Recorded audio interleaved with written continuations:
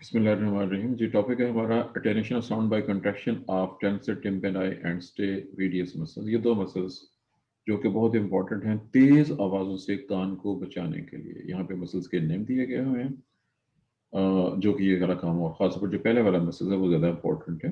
Attention कमी को कहते हैं, कम कर देना। अटेंशन रिफ्लेक्स अगर बहुत ऊंची आवाज़, मैंने ऊंची का लफ्ज़ इस्तेमाल किया, आवाज़ का यूनिट डेसिबल है। आई एम श्योर कि आप इस नाम से वाकिफ हैं पहले से। 30-40 डेसिबल्स की रेंज में अगर आवाज़ हो, जो कि धमाके टाइप आवाज़ या कान के बिल्कुल करीब अगर फायरिंग हो तो उसकी आवाज़ वगैरह, तो कोक्लिया को, अंदरूनी कान को बचाने के लिए ये काम किया जाता है। और वो काम यही है कि जो बोन्स हैं जो कान के बल से अटैच है उनको थोड़ा दूर हटा दिया जाता है ताकि आवाज़ कान को डैमेज, जो बहुत हाई फ्रीक्वेंसी आवाज़ है वो कान को डैमेज कर देती है। ये है चीज़ की समरी। मैंने आपको समरी इसकी बता दी है, और ये इसने वो दो पॉइंट्स के अंदर उसको जिक्र भी किया था। हम इसने एक एक्स्ट्रा पॉइंट भी दिया हुआ है, ये वाला। ये बहुत इंपॉर्टेंट तो नहीं है। लो फ्रीक्वेंसी जो साउंड्स होती हैं, हल्की फ्रीक्वेंसी वाली जो बैकग्राउंड शोर होता है, वो भी अटेनमेंट हो जाते हैं अगर हम तवज्जो के साथ कुछ काम कर रहे हो। तो आसपास की जो मध्यम आवाज़ें होती हैं वो, बहर वो तो किसी और रेफरेंस से है। यहाँ पे इसी रेफरेंस से कि ये मसल्स ये वाला काम भी अंजाम दे सकते हैं और देते हैं। बहरहाल जो मेन पॉइंट था वो हमारा डिस्कस हो गया पहले। जी, अब हमारा अगला हेडिंग, सेकंड हेडिंग है जो फंक्शन के हवाले से है। ये transmission of sound through bones. तीनों बोन्स का जिक्र ऑलरेडी हो चुका हुआ। मिडिल ईयर के अंदर जो तीन बोन्स थी जिनके नामों और तस्वीरों के साथ हम वाकिफ हैं, हम देख चुके हैं किस तरह से वो आवाज़ को ट्रांसमिट करती हैं। एक बोन जो पहला ईयर ड्रम है वो पहली बोन को, वो दूसरी बोन को, तीसरी बोन को, और वो बोन जाके स्ट्राइक करती है उस विंडो के साथ जिसकी तस्वीर आप यहाँ पे देख चुके हुए। This one Oval window. आवाज़ यहाँ से होती है, यहाँ से होती है, यहाँ तक पहुँच गई है। अब इसके अंदर यहाँ पे फ्लूइड मौजूद है, इसने उस फ्लूइड को वाइब्रेट कर दिया। अब उसके बाद क्या होता है, ये हमारा अगला क्वेश्चन है। और वो क्वेश्चन असल में इसने यहाँ भी इसको काट के दिखाया हुआ है, इसी कोक्लिया का ऐसे करके सेक्शन काटा है। तो ये उसके अंदर बहुत सी चीज़ें नज़र आ रही हैं, लेकिन जो चीज़ हमें चाहिए, बेसिक जिस चीज़ की हमें ज़रूरत है, वो अगले डायग्राम पे हम लेंगे और उस डायग्राम को फिर आगे स्टडी करेंगे। और ये डिटेल्स इसकी होंगी, यानी कोक्लिया और कोक्लिया क्या है। जैसे पहले कह चुका हूँ कि इसने यानी गाइटर ने बहुत से अल्फाज जो यूज़ किए हैं वो बस का नाटमी की बुक्स में आपको नहीं मिलेंगे, या वो डिफरेंस आ गया पुरानी बुक्स का और न्यू बुक्स का, उस रेफरेंस से। एनी हाउ हम यहाँ से शुरू कर रहे हैं जी। इसके स्ट्रक्चर्स को जो लेबलिंग की है फिगर 52.1 में ऊपर और 2 में, वर्डिंग है इसकी कि इसमें 3 ट्यूब्स हैं। इसने ये लफ्ज़ इस्तेमाल किया कि इसमें 3 ट्यूब्स हैं जो ऊपर नीचे से को कवर किए हुए हैं, और ये ट्यूब्स कॉइल्ड हैं। आगे जो डायग्रामिक मिलेगी वो सीधी होगी और उसके बाद उसकी कॉइलिंग कोक्लिया की शक्ल में, स्नेल की शक्ल में नजर आ जाएगी। बहरहाल अब उसके नेम जो इसने दिए हुए, नंबर 1 पे है स्केला वेस्टिब्यूलाई, नंबर 2 पे स्केला मीडियम स्केल दरमियान वाली, और नंबर 3 पे है स्केला टिम्पेनाई। ये 3 जो लफ्ज़ हैं अभी हमने इनको देखना है। लेकिन यहाँ पे एक स्टेटमेंट, ये चूँकि ये इंपॉर्टेंट स्टेटमेंट्स हैं और ये ख़ास तौर पर एमसीक्यूज़ के हवाले से भी है, चेक कीजिएगा वर्डिंग इसकी। वर्डिंग है the scala vestibuli and scala media, ये जो पहली और दूसरी ट्यूब्स हैं, are separated from each other by Reissner's membrane also called vestibular membrane. ये एक मेम्ब्रेन इन दोनों को आपस में सेपरेट करती है, जिसकी डायग्राम अभी आप देख सकेंगे आगे। उसके बाद आगे आ जाए, नेक्स्ट है जी shown figure. The scala tympani and scala media are separated from each other by the basilar membrane. जो स्केला टेम्पेनाई जो अंदर वाली है और दरमियान वाली, ये इस बेसिलर मेम्ब्रेन के जरिए सेपरेट है। अभी तस्वीर दोबारा आपके सामने आ जाएगी।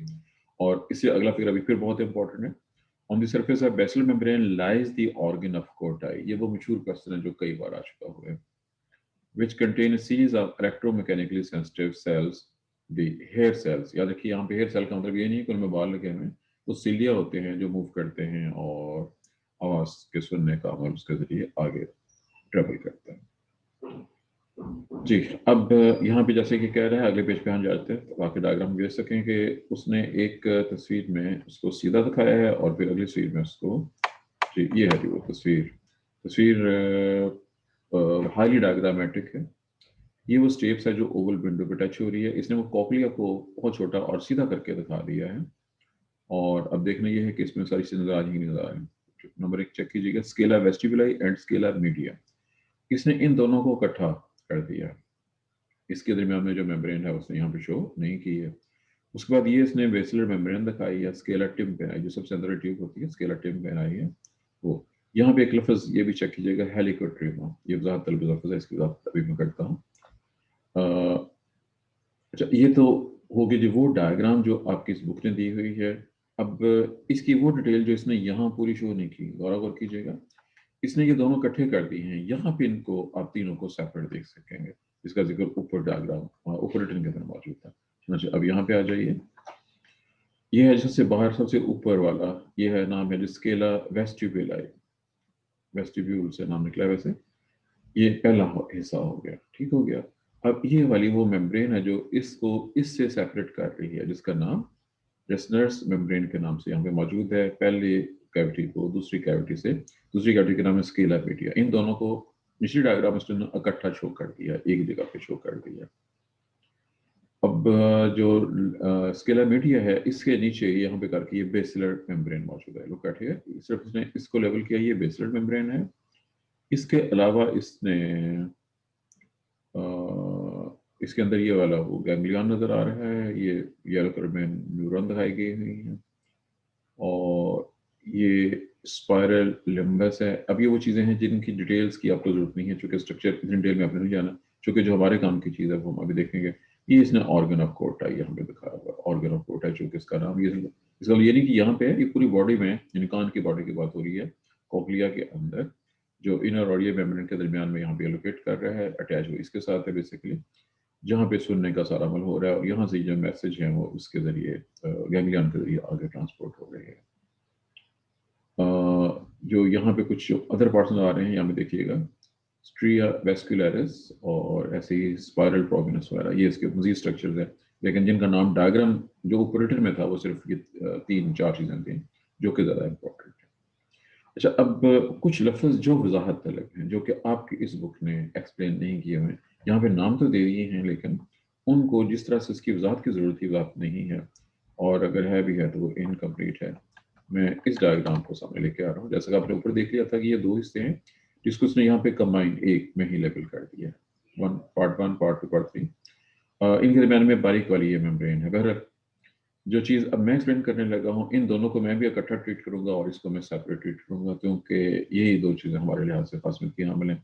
अब देखना यह है कि इसने ये लफ्ज़ जो मैं एक्सप्लेन करने लगा हूँ यहाँ पे करीब कहीं दिए भी हुए हैं कि नहीं दिए हुए। अगर वो यहाँ पे ना हुए तो फिर मुझे एनाटॉमी की किसी बुक से दोबारा देने पड़ेंगे वो। जी, मुझे लग रहा है इसने हेलिकोट्रोमा का जिक्र कर दिया, लेकिन वो चीज़ जो मैं एक्सप्लेन करना चाह रहा हूँ या मैं आपको बताना चाह रहा हूँ, इसने वो लफ्ज़ नहीं दिए। चलो मैं लफ्ज़ बोल रहा हूँ अभी। लफ्ज़ हैं कोक्लिया के लिहाज से ही हैं, कोक्लिया के जो पार्ट्स हैं वो जो ट्यूब्स हैं उसके अंदर सबसे बाहर की तरफ बोन होती है। उस बोन के अंदर जो पहली कैविटी है वो शुरू हो जाती है, और उसके जो लफ्ज़ है वो बोनी लेबिरिंथ कहलाते हैं, बोनी लेबिरिंथ। और जो आउटर कैविटी के जिसके दो पोर्शन के नाम आप पढ़ चुके हैं वो, उसके अंदर पेरिलिम्फ फ्लूइड का नाम है, पेरिलिम्फ। अब ये इसमें मुझे इसमें से कोई लफ्ज़ भी नज़र नहीं आ रहा है, क्योंकि मैंने इसको एनाटॉमी के रेफरेंस से पढ़ा हुआ है। अब इस बुक में इसको एनाटॉमी के रेफरेंस से दिया नहीं क्या हुआ। चलिए मैं उसकी जिक्र किया देता हूँ। आप ये फर्ज कर लें कि ये जो बाहर वाला आउटर पोर्शन आप देख रहे हैं ये बोन से बना हुआ है। Outer portion is made up of bone. इस बोन के अंदर ये वाले हिस्से मौजूद हैं। अब वो वाला जो ट्यूब जो बोन से बनी हुई है उस ओवरऑल को बोनी लेब्रिथ कहते हैं। इसके अंदर जो फ्लूइड है, यहाँ जो फ्लूइड मौजूद है उस फ्लूइड का नाम पेरिलिम्फ है। अब मैं जैसे पहले बता चुका हूँ कि मैं ये तमाम चीज़ें अनाटॉमी के रेफरेंस से डिस्कस कर रहा हूँ, क्योंकि आप लोगों ने अनाटॉमी नहीं पढ़ी हुई है, ये अनाटॉमी की बुक से आपको मिल सकते हैं। और जो ये ट्यूब है सेंटर वाली, अंदर वाली जो है, जिसको स्केला टिम्पेनाई का नाम दिया गया, और जिसके अंदर ये इसकी वो मौजूद भी है स्पेशल बेसिलर मेम्ब्रेन, जिसमें ऑर्गन ऑफ कोटा मौजूद होते हैं। इसके अंदर जो फ्लूइड है यहाँ पे वो है जिसको हम एंडोलिम्फ का नाम देते हैं। अब दो लफ्ज आ गए, पेरिलिम्फ और एंडोलिम्फ, जो कि फ्लूइड की शक्ल में मौजूद हैं इसके अंदर। और अभी हम आगे वापस जाएंगे डायग्राम की तरफ, किसी और डायग्राम की तरफ। यहाँ से मुझे इसी डायग्राम को ले लेते हैं। ये यहाँ पे ओवल विंडो है, ये राउंड विंडो है, और ये ज़ाहिर है दोनों मौजूद हैं उस बोनी लैब्रिंथ में जिसका जिक्र आपकी बुक ने नहीं किया, लेकिन मैं जिक्र कर चुका हूँ कि वो बोनी स्ट्रक्चर जिसने कवर किया हुआ है या जिसने पूरा कॉक्लिया बनाया हुआ है। जब आवाज़ यहाँ पे आके टकराई, यहाँ जो ओवल विंडो है ये भी असल में एक छोटा सा ईयर ड्रम है। ईयर ड्रम तो आउटर था, इंटरनल कह लीजिए, मेम्ब्रेन है यहाँ पे। वो वाइब्रेट करेगी स्टेप्स के साथ। जब वो वाइब्रेट करेगी तो जो ये फ्लूइड है जहाँ पे आप देख रहे हैं, ये फ्लूइड वाइब्रेट होना शुरू हो जाएगा। अब ये जो वाइब्रेशन आप देख रहे हैं कि ये वाइब्रेशंस यूं ट्रेवल कर रही हैं, और इसको यहाँ से, इसका मतलब ये नहीं कि यहाँ से आ रही हैं, ये यहाँ से भी आएंगे, यहाँ से भी आएंगे, यहाँ से भी आएंगे, मुख्तलिफ जगह से, मुख्तलिफ फ्रीक्वेंसी के जो साउंड्स हैं वो मुख्तलिफ जगह से इसके अंदर पास ऑन होती रहेंगी। और इस तरह से बहरहाल जब ये आ रही हैं तो ये इसको वाइब्रेट कर रही हैं। जो फ्लूइड बाहर है, यहाँ जो फ्लूइड है वो पेरिलिम्फ है, और जिसके अंदर फ्लूइड है सेंटर में वो एंडोलिम्फ है। उसके अंदर वो वाइब्रेशन ट्रांसफर हो जाएंगे, और उन वाइब्रेशन को आगे महसूस कैसे किया जाएगा वो हम, जो ये वाला टॉपिक आएगा ऑर्गन ऑफ कोर्ट है, वहाँ पे इसको डिस्कस करेंगे कि ये किस तरह से प्रोसेस होता है, सुनने का अमल किस तरह से होता है। जी, ये फिर रह गया एक पॉइंट, ये नोट कीजिएगा। ये जो है इस तरह से जो आ रहा है, जो बाहर वाला जो फ्लूइड है दोनों के अंदर, जो इसको पेरिलिम्फ के नाम से हम इसको जानते हैं मजमूई तौर पर, यहाँ पे इसने उसको ऐसे जगह शो कर दिया है। इसका आखिरी सिर्फ एक सुराख होता है, वो यहाँ पे कॉक्लिया आगे जाके बारीक हो जाता है। यहाँ से तमाम वाइब्रेशंस और वो जो है वो इसके अंदर आ जाती हैं, और ये आस्ते आस्ते को यहाँ पे जब पहुँचता है तो एक बार फिर मिडिल ईयर कैविटी तक वो वाइब्रेशन, और यहाँ पे आके वो डिसिपेट हो जाएगी। डिसिपेशन ज़ाया कर देना, ख़त्म कर देने को कहते हैं। ये था जी वो तस्वीरें और वो अल्फाज जो वजाहत तलब थे। याद रखिएगा ये सारे का सारा पॉइंट बहुत इम्पोर्टेंट है, क्योंकि ये कोक्लिया एज क्वेश्चन आया हुआ है, और इसके अंदर से कहीं से भी ये तीनों डायग्राम्स इसके, और इसमें से कहीं से कोई भी क्वेश्चन पूछने वाला पूछ सकता है। जी, एक हिस्सा हमारा यहाँ पे मुकम्मल हो गया जी। ये सब कुछ जो मैंने एक्सप्लेन किया ये इस जगह तक ये एक्सप्लेन हो चुका हो जी। अब यहाँ पे हेडिंग आ जाए फिर नेक्स्ट में, basilar membrane and resonance in the cochlea. Basilar membrane क्योंकि अब डायग्रामों को डिस्कस हो चुकी हुई है, और अब एक बार फिर वही मसला है कि यहाँ पे इसने इसको बहुत ज़्यादा डिटेल से बयान की है। हमें इसकी समरी करनी, हमें इसकी सिर्फ समरी करनी है, चूँकि इतना आपके लिए मुमकिन नहीं है कि आप एक टॉपिक को, क्योंकि ये एज ए टॉपिक जो है ये पूरे का पूरा एज क्वेश्चन नहीं आ सकता। आपका क्वेश्चन थ्रू, अगर कोक्लिया भी लॉन्ग क्वेश्चन होता है भी ये बहुत प्रोड्यूस करना पड़ेगा आपको। यानी हो जिसका अब डिटेल्स का जिक्र पहले हो चुका है कि कौन सी चीज़ कहाँ पे मौजूद है। ये है जी लफ्ज़ यहाँ पे, the basilar membrane is fibrous membrane that separates the scala media from scala tympani. It contains 20,000 to 30,000 basilar fibers that project from the bony center of the cochlea, the modiolus, toward the outer wall. These fibers are stiff. इसने पूरा structure बहुत detail से बयान कर दी है। इसमें हमारे काम की चीज़ है जो आगे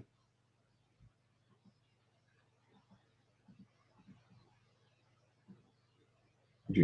अब मैं इसको जो क्वेश्चन लिखा हुआ है इसको मैं आसान कि यहाँ जो स्ट्रक्चर्स हैं इन फाइबर्स के अंदर, जब यहाँ पे वो वाइब्रेशंस आती हैं तो ये उनको महसूस करते हैं, बिल्कुल ऐसे ही जैसे आपने कहीं सुना होगा कि जो आवाज़ की लहरें हैं या जो म्यूज़िक की लहरें होती हैं वो चीज़ों के साथ जाके अटैच होती हैं। आपने रेजोनेंस कहीं ना कहीं पढ़ी हुई है, वो जो रेजोनेंस वाला जो असूल है, ये वो उस चीज़ को उसने यहाँ पे इस्तेमाल किया, हारमोनिका और फिर हारमोनिका, जैसे कि साज़ों के अंदर आवाज़ें पैदा होती हैं और रिदम के साथ पैदा होती है। इससे तशबीह है, वह इसने लिखा बहुत ज़्यादा हुआ, इतनी की जरूरत है। अच्छा, अब यहाँ पे एक स्टेटमेंट है जिसकी तस्वीर यहाँ पे नहीं है, आगे जाके आपको मिलेगी। ये जो फाइबर्स हैं इनकी लंबाई प्रोग्रेसिवली जो है वो इंक्रीज करती जाती है जब हम ओवल विंडो से आगे की तरफ जा रहे होते हैं कोक्लिया के अंदर। और ये इसने वर्डिंग जो दी है जी, ये स्टार्ट के ऊपर है 0.04 मिलीमीटर ओवल विंडो के पास, और एंड पे जाते जाते 0.5 मिलीमीटर हो जाएगी। इसका मतलब है कि ये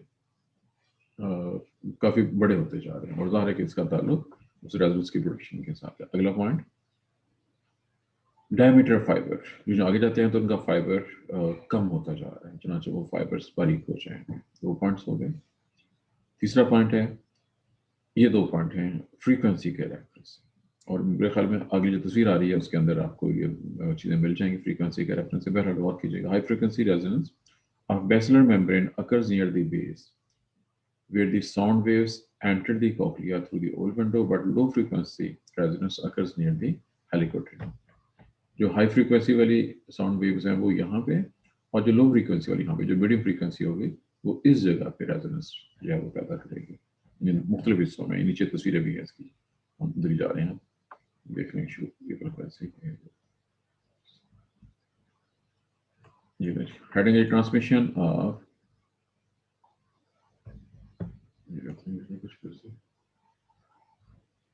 नेक्स्ट पेज पे हेडिंग है जी, transmission of sound waves in the cochlea, the travelling wave.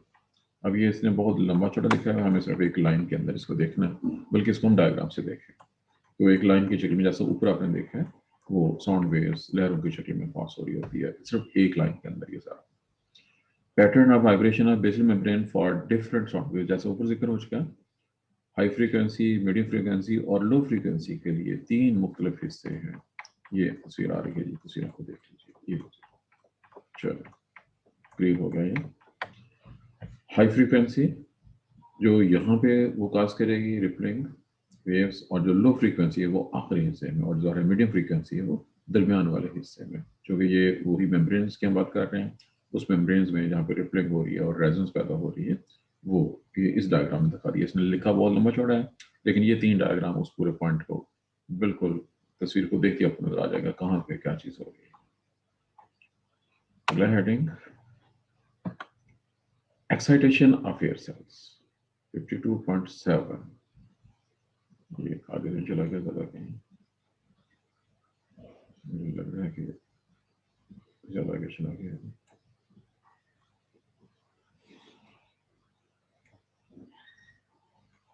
जी यहाँ पे अच्छा, amplitude pattern of vibration of the BECIL membrane. ये भी जैसे मैंने पहले कहा था, सिर्फ एक लाइन के अंदर आपने इसको समराइज करना है।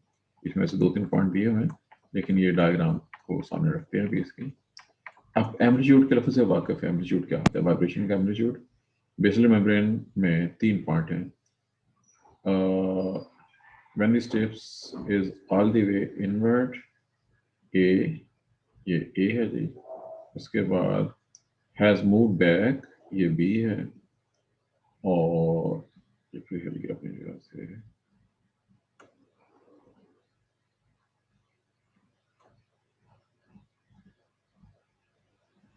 Last one C is all the way outward, had moved back again। ये ए बी सी डी, ये इसने पीछे से जो मूवमेंट हो रही थी स्टेप्स की, उसके रेफरेंस से जब वो आई आके टकराई है तो ये वो पीछे जाना शुरू हुई है, तो बी, और जब बहुत पीछे ले गई है, ये इस तरह से ये वेव्स, डिफरेंट वेव्स पैदा हो रही है। ये है जी ऑल अबाउट पैटर्न्स का कि किस तरतीब से वो कुछ कर रही है। अब यहाँ पे डिस्टेंस और फ्रीक्वेंसी का ताल्लुक नोट कीजिएगा। हाई फ्रीक्वेंसी साउंड्स बिल्कुल स्टार्ट के ऊपर, और लो फ्रीक्वेंसी साउंड बिल्कुल एंड के ऊपर जाके वो रेजोनेंस पैदा करेंगे। ये डायग्राम, ये इन सब डायग्राम से ज़्यादा इंपॉर्टेंट ये वाली डायग्राम है। इस एक ही डायग्राम में ये सारे के सारी चीज़ें आप समझ के इकट्ठी हैं। हाई फ्रीक्वेंसी इस तरफ है 8000, 2000, ये जो यहाँ वाली है ये मीडियम फ्रीक्वेंसी है, और जो इस तरफ वाली है ये लो फ्रीक्वेंसी साउंड्स हैं। और वो बेसिलर मेम्ब्रेन में किस जगह पे कहाँ जाके महसूस की जा रही है, जैसे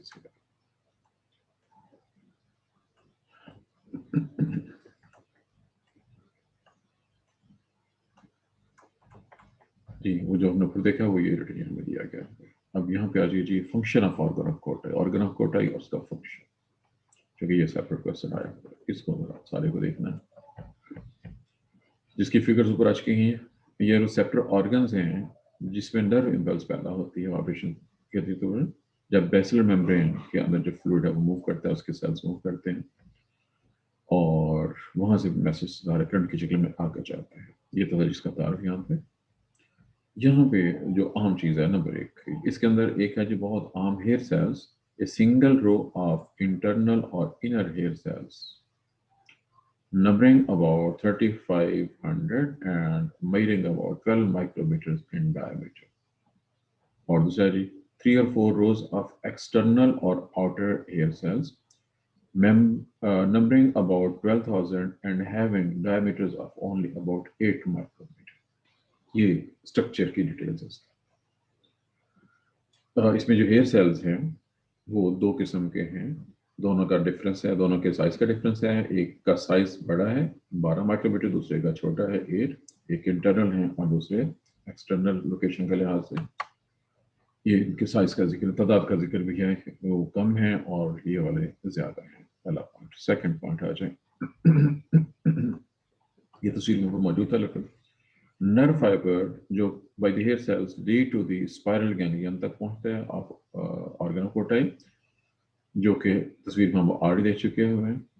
और spiral ganglion neuron cells and axons a total of about 30,000 इतने एक्सॉन्स है यहाँ पे कोक्लियर नर्व, और फिर यहाँ से वो सीएनएस के अंदर पैगाम चला जाता है सारे का सारा। इसकी तस्वीर सबसे स्टार्ट के ऊपर जो थी वो हम देख चुके हैं। एक बार फिर देखना चाहें रिव्यू के लिए तो यहाँ पे आ जाए वापस। ये दो तस्वीरें हैं, एक चलेगी पहले वाली, एक तो ये वाली है, ये वो नर्व है, और ये सारे के सारे वो जहाँ जहाँ पे आ रहे हैं से लेके ये मुख्तलिफ जगह पे उसको काट काट के दिखाया हुआ है कोक्लिया को, एक हिस्सा इसका, और दूसरा हिस्सा इस तस्वीर में जो कि यहाँ पे आपके सामने मौजूद है। ये स्पाइरल गैंग्लियन है, ये इसका एक है। इस तरह के बहुत से इसके जो सॉन्ग्स हैं वो पैगाम ले के आ रहे हैं कान के मुख्तलिफ हिस्सों से, और ये नर्व आखिरकार उसको सीएनएस की तरफ ले जा रही है। याद रखिएगा ऑर्गन ऑफ कोटा जिसको आप इसी वक्त देख रहे हैं, पढ़ रहे हैं, ये पहले कह चुका हूँ सेपरेट क्वेश्चन के तौर पे आया हुआ। इसकी वर्किंग यहाँ तक पूरी हो गई है जी। इस पेज पे आ जाइए, यानी इस कॉलम पे आ जाए। एक्साइटेशन ऑफ योर सेल, इसको भी हमने हर बार यूज करना पड़ेगा, जो कि इसमें तो उसमें काफी जी दो लफ्ज हम इसमें माइन्यूट हेयर्स स्टीरोसीलिया, ये इनका नाम है जी, स्टीरोसीलिया। और दूसरा लफ्ज है in the surface gel coating of the tectorial web. ये दो लफ्ज यहाँ से दिए हैं, गालिबन डायग्राम के अंदर इसने ये शो नहीं किए हुए। और फिर वही मसला आ गया कि कुछ चीज़ें एनाटॉमी से होती हैं जो छोड़ जाते हैं। इसमें कुछ और चीज़ें भी आ रही हैं। ये देखिए macula, cristae, ampullaris, vestibular apparatus, chapter 55 देखें। वो मैं ही कह रहा था कि ये कहीं और होना चाहिए था, इसने ये सब चीज़ें चैप्टर 55 में दी गई हैं। हम जो पढ़ रहे हैं कौन से वाला है, चैप्टर 52 है। ये सब चीज़ें हमें उस चैप्टर से जाके देखनी पड़ेंगी। एनाटॉमी बेस हैं सारी की सारी चीज़ें, और उन सब का ताल्लुक किसी सुनने के अमल के स्ट्रक्चर्स के हवाले से, इनहेट्स के हवाले से।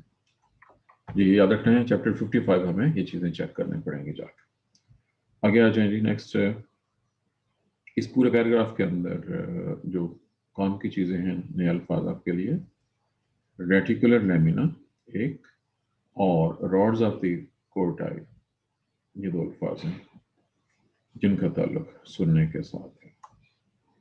और फिर आखिरी इसका आखिरी पैराग्राफ इसमें और कोई नई चीज़ नहीं है, बस इतना काफ़ी है। नेक्स्ट आगे आ जाए। Auditory signals are done by mainly by the inner ear cell. जो इनर ईयर सेल है, इसके ग्लूकोज का तादाद ज़्यादा होती है और साइज छोटा होता है, उसके ये तस्वीरें आ रही हैं। अब हम इस तस्वीर की मदद से इसको फॉलो करेंगे। आउटर हेयर सेल्स और इनर हेयर सेल्स, टेक्टोरल मेम्ब्रेन जो यहाँ नजर आ रही है, इसके अलावा बेसिलर फाइबर, स्पाइरल गैंग्लियन का जिक्र पहले भी हो चुका, और कोक्लियर। ये किसी और एंगल पे वही चीज़ें हम ऑलरेडी देख चुके हैं, लेकिन यहाँ पे इनको बहुत बड़ा करके दिखाया गया हुआ। एक हिस्सा जो कि आपके सामने डिस्कस हो रहा है, ऑर्गन ऑफ कोर्टाई, और उसकी डिटेल्स एक डायग्राम, और दूसरी डायग्राम ये वाली है जिसमें हेयर सेल स्टिमुलेट कैसे होते हैं। ये देखिएगा, ये वेव्स आ रही हैं, और उसका रिजल्ट कहाँ पे क्या होगा, ये वो हेयर दिखाए गए हैं। हेयर क्या देखिए, ये हेयर सीलियाज होते हैं एक्चुअली, वो होगी जिसका जिक्र ऊपर आया था। ये वो टेक्टोरल मेम्ब्रेन है, और इनमें जो वाइब्रेशंस होंगी वो वाइब्रेशंस इसके जरिए, जैसा कि पहले बात हो चुकी है, यहाँ से वो जो एक्सोन एंडल्स हैं स्पाइरल गैंग्लियन की, और ये कोक्लियर नर्व, और ये आगे सीएनएस में चली जाएंगे। ये है जी, और ये वो रॉड्स ऑफ कोर्टेक्स का जो वो यहाँ पे दिखाता हूँ, ये अटैचमेंट के। ये है जी ऑल अबाउट स्ट्रक्चर और function of organ of Carta. ये दोनों तस्वीरें ऊपर इसी के साथ अटैच करके तस्वीरें आपकी काफ़ी ज़्यादा बन जाएंगी इस क्वेश्चन में, और इनके बगैर ये एक्सप्लेन नहीं किया जा सकता है।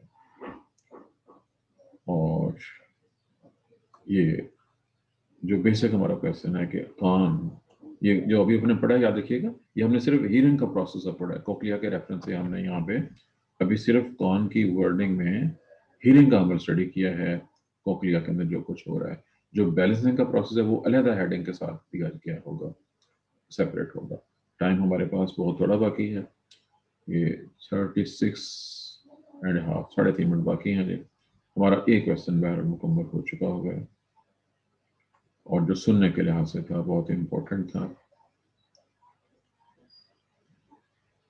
यहाँ तक कोई क्वेश्चन हो, इसमें आगे बहुत सी चीज़ें हैं। डिटरमिनेशन ऑफ लाउडनेस, वैसे तो इनका ताल्लुक हीयरिंग के साथ ही है, लेकिन हमारा क्वेश्चन ऑलरेडी बहुत ज़्यादा फैल चुका हुआ है। यहाँ तक लाउडनेस क्या होती है आपने 6 में पढ़ा हुआ है, और यहाँ भी एक क्वेश्चन की मदद से दिखाया गया है कि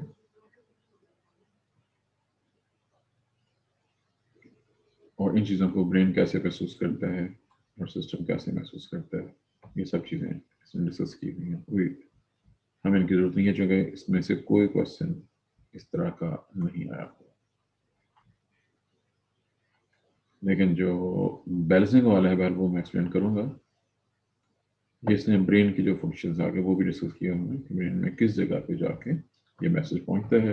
ये देखिए यहाँ से निकला है मैसेज, और आगे वो कहाँ पे जाएगा। Supratemporal plane of the superior temporal gyrus, lateral side the temporal lobe, insular cortex, parietal operculum. अब ये देखिए कि सारा कुछ एनाटॉमी है ब्रेन के लिहाज से जो कि आपने नहीं पढ़ी हुई है, और ऊपर तस्वीर में यहाँ ये दिखा दी है कि अब मैसेज कहाँ कहाँ पहुँचते हैं, और सुनने का इतना आसान नहीं है जितना बाहर लग रहा है। बहुत पेचीदा किस्म का ये प्रोसेस है पूरा। ये यहाँ पे देखिए कि कौन सी चीज़ कहाँ पे, high frequency low frequency sounds कहाँ कहाँ जाती हैं।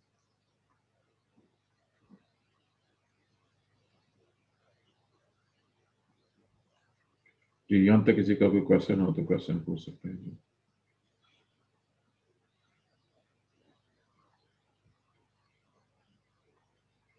इसके आगे हीयरिंग एबनॉर्मलिटीज, ऑडोमीटर और डिजीज वाला का जिक्र भी किया है जी। वो जी हाँ, आप क्या कर रही हैं ये 827 सर 827 की अटेंडेंस मार्क कर दीजिए। अटेंडेंस मार्क करते हैं, लेकिन मुझसे ये पूछेंगे वो कर क्या रही थी। गलती किया था सर, बाय मिस्टेक हो गया।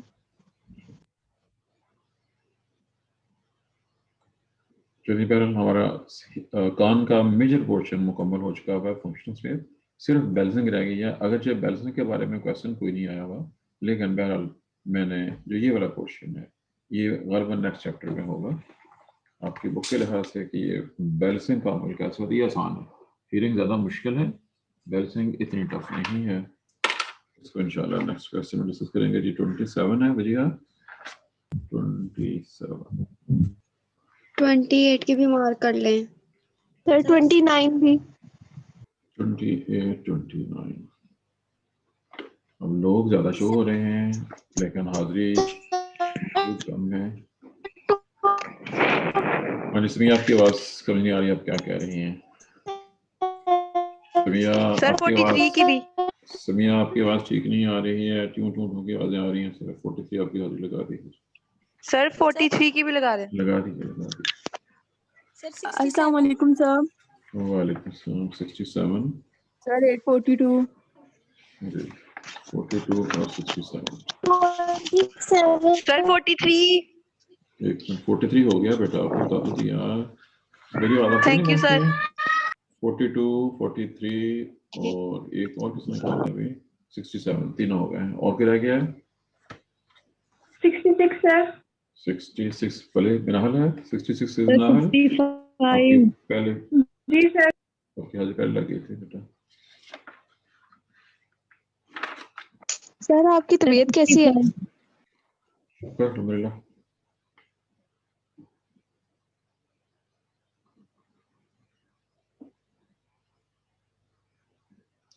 चलिए जी, खत्म होने वाला जी टाइम, क्योंकि टाइम बल्कि 41 मिनट हो गया है, बंद हो जाएगा इसी सर 65 की हो गई। 65 की नहीं हुई, आपने बताया नहीं है।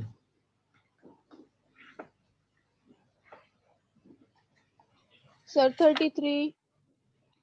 सुबह हो गई थी, सवेरे सवेरे सर से अब नंबर 3 पे ज्वाइन किया था आपने।